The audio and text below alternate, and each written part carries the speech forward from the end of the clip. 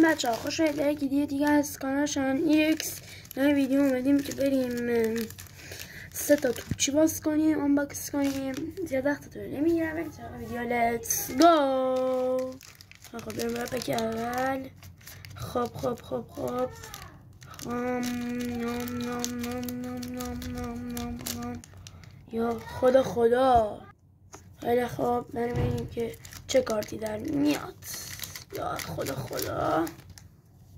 و کارت اول سون هون مین خوب در اومد. سون هون مین برچسباش هم ببینیم.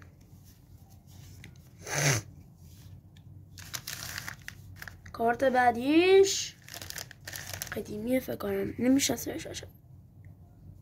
وندر نمیشناسم بچه. خب این از این برچسباش. این پک. کارت بعدیش کیمیش من بازیکن بایر مونیخ. چی نبود. خب بریم برای پک بعدی. نه این باز کنیم، این حس بهتری بریم.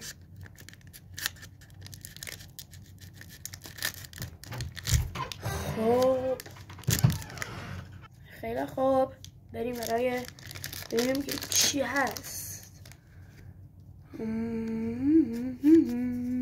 نوش برچسب هیلدیس دیگه. هیلدیس بود. آره کنان هیلدیس.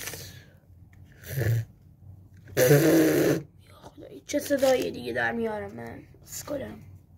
این مینی فیگور. با مینی فیگورا رو ولکن. مینی فیگوراشون باحاله. ببین این چیه، من خودم اینو بلد نیستم، باور کن. خب بریم برای سراغ کارت اول. 29 تیم پاریس. چی کدش هم معلومه بزنید دیگه. ای بابا این چیه؟ براردی بارس نمیدونم، بارسلون نمیدونم که کیه، بودم یاد ازش. خب بریم برای کارت بعدی. باز کنم منچستر یونایتد. ببینیم از توپ چی. او دلیخت بیاد پایین سون. برای بعدی از 14 تیم بایر لورکوزن. پاتریک چکیه. برای سر پک آخر. امیدوارم داخل این یه سری یه چی بده. امیدمون از چی خوب باشه. خب چی توش؟ او پایین. خب برچسب اول دانی اولمو.